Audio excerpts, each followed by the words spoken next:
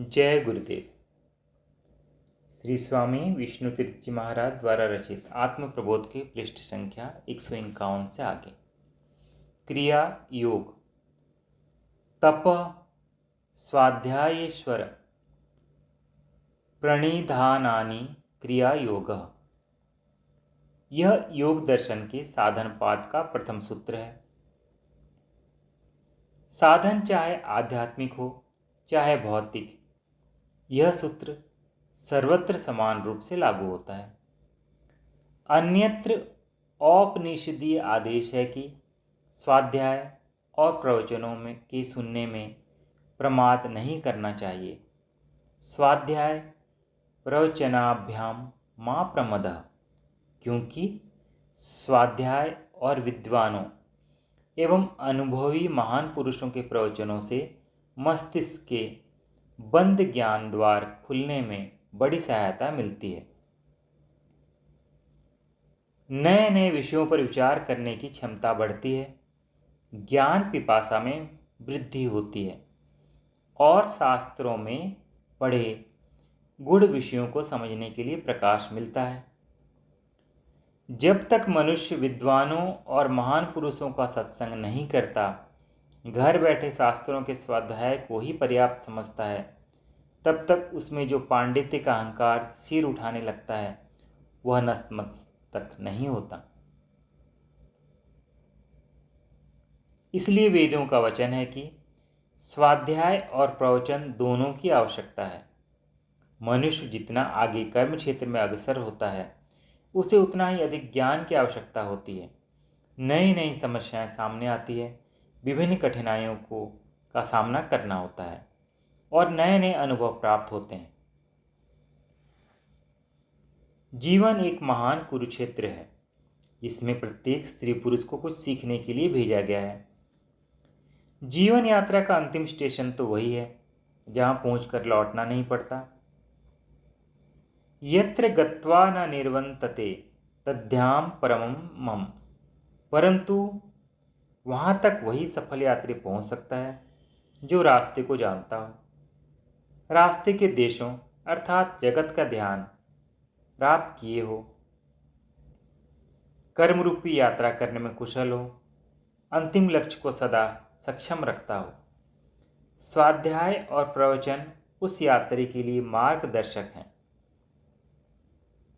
सांसारिक अथवा व्यवहारिक धंधे मनुष्य को शिक्षण देते हैं कि उसे इस प्रकार चलना है कि वह जगत के प्रलोभन रूपी उपमार्गों में भटक कर पथभ्रष्ट न हो, अपने असली ध्येय से विचलित न हो और धैर्य न खोकर आगे बढ़ता जाए। श्री भगवान कहते हैं, योगा कर्मसु कौशलम, परंतु साथ ही एक जानकार यात्री के लिए यह भी अनिवार्य है कि वह स्वस्थ, सशक्त और यात्रा में काम आने वाले सभी सामग्री से सुसज्जित हो। अतः स्वाध्याय को तप और ईश्वर प्राणिधान से संपुष्टित किया गया है। तप पहले आता है, जो मनुष्य को स्वस्थ बनाता है और शारीरिक एवं मानसिक शक्ति प्रदान करता है। मनुष्य के जीवन को संयम के ढांचे में ढालकर व्यवहार और परमार्थ दोनों की उपयुक्त बनाता है। जानना एक बात है और उस ज्ञान को क्रिया का रूप देना दूसरी बात है, जो बिना तप के नहीं हो सकती। तप इंद्रियों और मन दोनों को संयम में रखना सिखाता है। स्वाध्याय शास्त्रीय जानकारी मात्र दे सकता है और तप क्रियात्मक।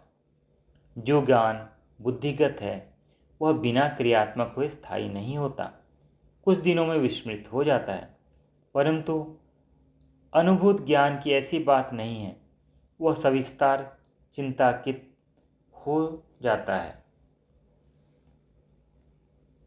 क्रोध करना अच्छा नहीं, यह उपदेश सुनते पढ़ते उम्र गुजर जाती है, परंतु क्रोध रूपी भूत कभी पीछा नहीं छोड़ता।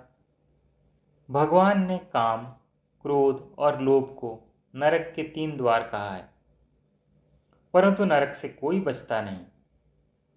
प्रायः सभी नरकाभिमुख ही दौड़ लगाने देखे जाते हैं। क्या कारण है? तप नहीं।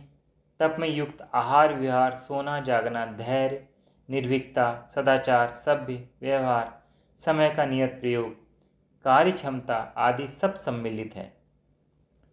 कर्तव्य परायण होना भी बड़ा तप है। कार्य क्षेत्र में कष्ट को प्रसन्नता के साथ सहन करना तप का परम आवश्यक अंग है। तप मनुष्य की बुराइयों से रक्षा करता है और सत्कार्यों में सहायता पहुंचाता है। वह मनुष्य का आजीवन साथ देने वाला साथी है जो कभी धोखा नहीं देता। तपहीन मनुष्य के ऐहिक कार्य भी सिद्ध नहीं होते। परमार्थिक साधनों की तो बात ही क्या।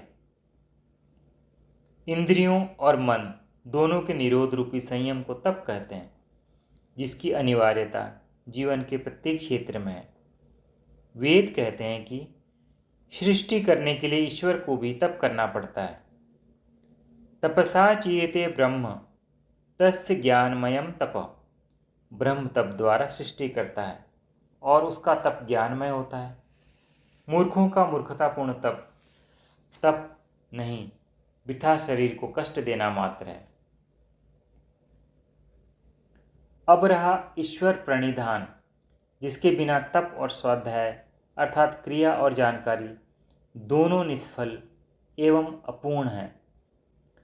जीवन के विचित्र संघर्ष में यदि किसी सहायक की आवश्यकता है, जीवन यात्रा के लिए किसी साजो सामान अथवा सामग्री की जरूरत है, तो वह है ईश्वर प्रणिधान अर्थात ईश्वर का भरोसा और उसकी शरण। आज के भौतिकवादी नास्तिक मेरा उपहास कर सकते हैं, परंतु ऐसे दृष्टांतों की कमी नहीं जो जीवन की कठिन परिस्थितियों में उत्साह छोड़कर सब आशाओं के भंग हो जाने पर, धन स्त्री परीक्षा जैसे नश्वर तुच्छ स्वार्थों के छिन्न हो जाने पर आत्महत्या करते देखे जाते हैं। वे नहीं जानते कि कर्म करना उनके अपने वश की बात होते हुए भी फल देने वाला जगत का नियंता दूसरा ही है। परंतु मैं यह सब भौतिकवादियों के लिए नहीं लिख रहा।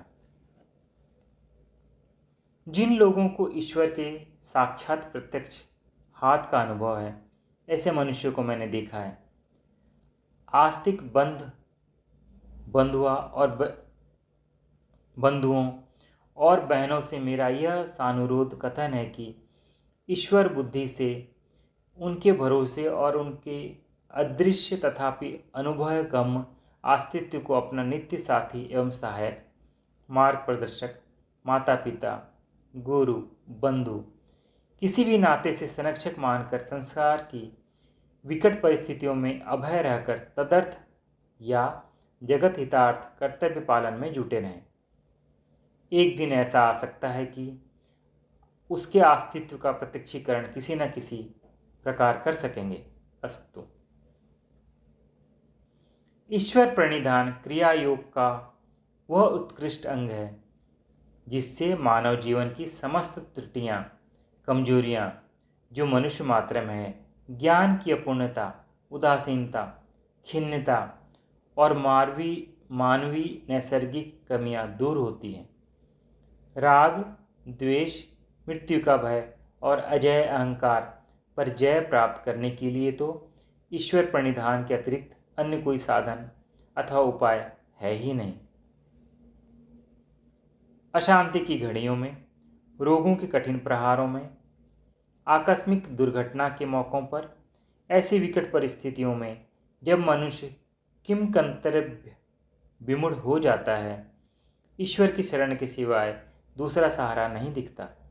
उस समय ईश्वर की याद आती है और तब मनुष्य के लिए अति दुखित हृदय से जिस अपूर्व शांति का संचार का अनुभव होता है, उसे अन्यथा प्राप्त करना सर्वथा असंभव और अशक्य है। इतना ही नहीं, योग दर्शन का तो कहना है कि ईश्वर प्राणिधान से ईश्वर का साक्षात्कार होकर समाधि लगने लगती है। समाधि सिद्धिरीश्वर प्राणिधानात्। पृष्ठ संख्या 155 की समाप्ति। जय गुरुदेव।